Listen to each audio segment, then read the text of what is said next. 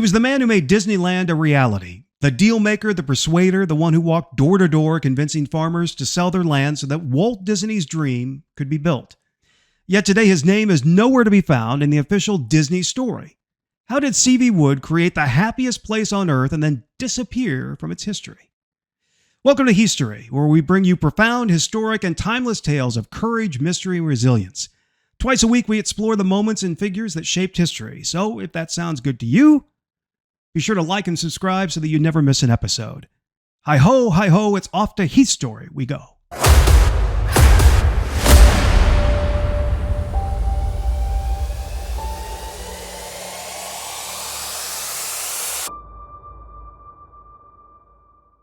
The vast Oklahoma plains of the 1920s, the golden sun sinking low over an endless stretch of open land. A young boy, no older than 8, swings a lasso above his head, the rope cutting through the dry wind with a steady whir before snapping tight around a wooden post. His father, a Santa Fe railroad man, watches with a approving nod. C.V. Wood, Woody, as his friends and family called him, always had a way with people. It said he could charm a rattlesnake out of its hole, convince a banker to take a gamble, and as history would prove, talk a man out of his land even when he swore he'd never sell.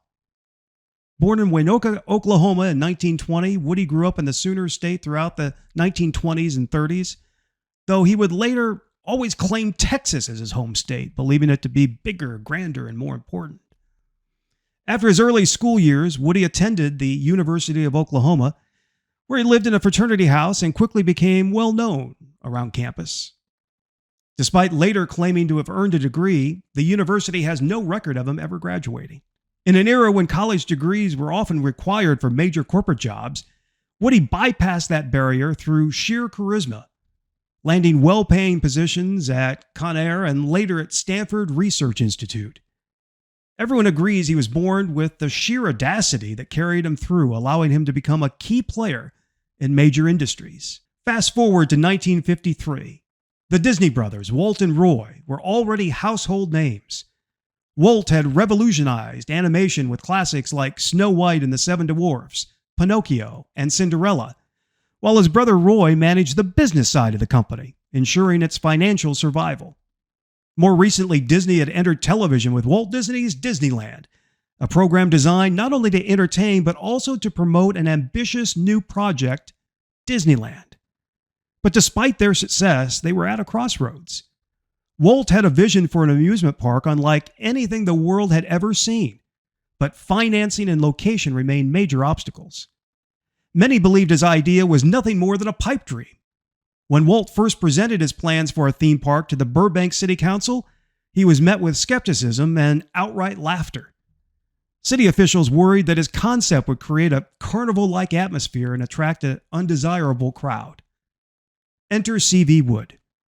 After hearing about Disney's struggles through industry connections, Woody, working at the Stanford Research Institute, or SRI, saw an opportunity.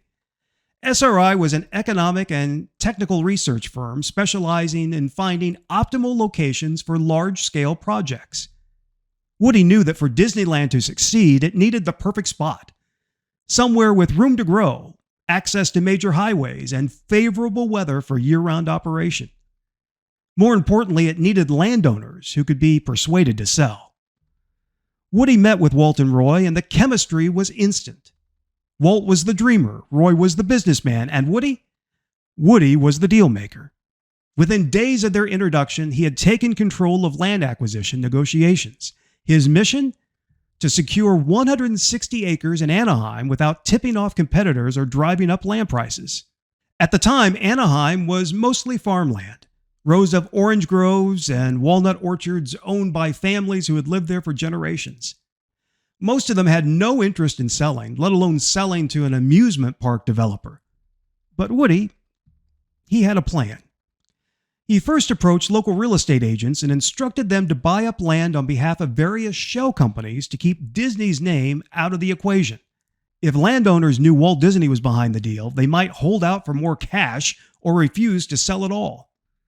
Woody also spread some false rumors that the land was being purchased for industrial use, ensuring that no speculators would drive up the price. The negotiations weren't always easy. Some landowners were reluctant to part with their property, fearing the loss of their livelihood. Woody, ever the charmer, visited with them personally, often sitting on their front porch and drinking lemonade, warning them of the inevitable changes coming to Anaheim. He spoke of expanding highways, increasing congestion, and the rapid development that would transform their quiet farmland into a bustling commercial zone. He played neighbor versus neighbor, spinning tales about how one would be selling even if they weren't. This is long before the technology of instant communication or text messages. Woody worked fast, making it clear that selling now meant controlling their own fate rather than being forced out later. Despite there being little growth or any talk of business expansion in the area, Woody put the fear of God in them. And one by one, the landowners signed. By the time the final deal was inked, Woody had done the impossible. He had secured Disneyland's home without anyone realizing what was happening until it was too late to stop it. With the land secured, Woody's role at Disney expanded as he became Disneyland's first employee, the first general manager responsible for overseeing construction and ensuring that the park was built on schedule. Woody recruited some of the best engineers, designers, and financial experts in the country, many of whom had never worked in theme parks before. One of the last major hurdles before Disneyland's grand opening wasn't inside the park itself. It was the land intended for the parking lot. The area still contained some old houses, sheds, and even a few chicken coops. One abandoned house had been used as a construction office, while another sat completely empty. But all needed to be removed before the park's debut. Rather than using bulldozers or wrecking balls, a crew member jokingly suggested a house wrecking party. Woody, always one for unconventional solutions, approved the idea, thinking it would be a good way to release tension before the final pre-opening push. After a grueling 14-hour workday, an exhausted Woody gathered around 50 men from the construction crew and led them to the area just outside Disneyland. The landscape still looked more like a farm than a parking lot, dotted with orange trees and remnants of old structures. As promised, Woody brought beer and whiskey, which arrived packed in ice in the back of an open-bed truck. As the workers drank, Woody casually mentioned that it wouldn't be the worst thing if one of the farmhouses accidentally caught fire. He knew that the Anaheim Fire Department was too far away to save any burning structures and that at least one house still had a homeowner's insurance policy. That house, sitting at the edge of the parking lot, was still owned by a family who had sold their farmland but refused to give up their home. After an hour of drinking, the men began tearing down the first farmhouse using crowbars and sledgehammers. Around 10 p.m., flames suddenly erupted, whether by accident or design, nobody would say. A witness later claimed that somebody dropped a match. As the house burned, the men stood around watching the flames, finishing their drinks and throwing empty bottles into the fire. The only problem? They had torched the wrong house. Realizing their mistake, Woody and the crew decided there was only one solution: burn everything down. When questioned by city officials later, Woody simply called it an act of God. In later years, when he had a few drinks, he would joke about the fire, but many believed it marked the beginning of the end of his relationship with Walt Disney. Disney was reportedly furious when he heard all of the details, and while no official consequences followed, it was an incident that Walt would not soon forget. The park opened in July 1955 and was an immediate success. A month later, Vice President Richard Nixon, his wife Pat, and their two daughters stopped to check out America's most happiest place.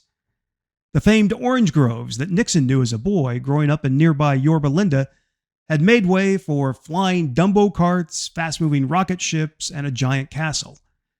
After shaking Disney star Fess Parker's hand, Nixon turned and was given the key to Disneyland by the park's own vice president and general manager, C.V. Wood. It was a moment that should have cemented Wood into the legacy of Disneyland. Woody wasn't just a behind-the-scenes figure. He was a showman. He courted sponsors, bringing major companies like Coca-Cola and General Electric on board. These deals provided much-needed funding and ensured that Disneyland would open with state-of-the-art attractions and experiences. Woody was also responsible for some of Disneyland's most famous design choices. He insisted that rides have long, visible queues because he believed that if guests saw a line, they'd be more likely to join it, assuming the attraction was worth the wait. This psychological trick is still used in theme parks today. Despite his monumental contributions, Woody's time with Disney was short-lived. By early 1956, less than a year after Disneyland opened, he was out. The exact reason for his departure still remains a mystery. Some say he clashed with Walt, whose perfectionist tendencies often led to power struggles. Others suggest Roy, ever the cautious businessman, distrusted Woody's aggressive style and feared he was taking too much credit for Disneyland's success. There were even rumors of financial mismanagement, though nothing was ever proven. Whatever the reason, Woody was erased from Disney's official history. His name was scrubbed from company records, and in later years, Disney historians barely acknowledged his role. To this day, he's the only Disneyland executive not honored with a window on Main Street, USA.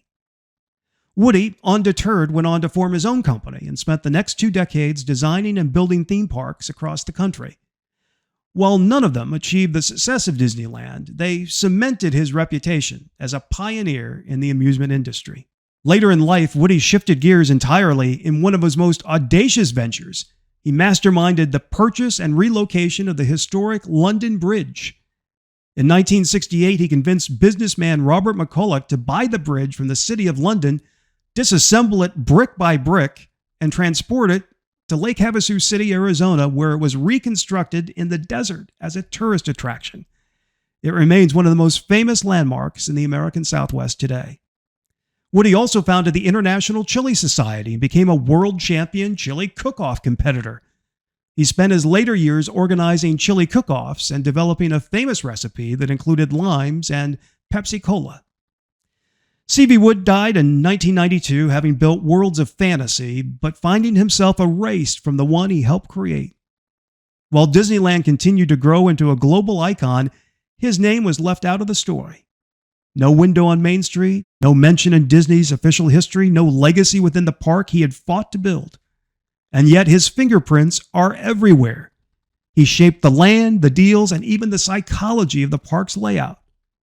So every time a guest strolls past Sleeping Beauty's castle, every time a child clutches a Mickey balloon, every time a family weaves through a winding queue designed to make the wait seem shorter, they are stepping through the world that C.V. Wood envisioned. He may have vanished from Disney's official history, but the magic he helped create remains hidden in plain sight. New Heath Story episodes drop twice a week only on the Jim Heath channel. If you'd like to help keep Heath Story going, consider supporting us on Patreon.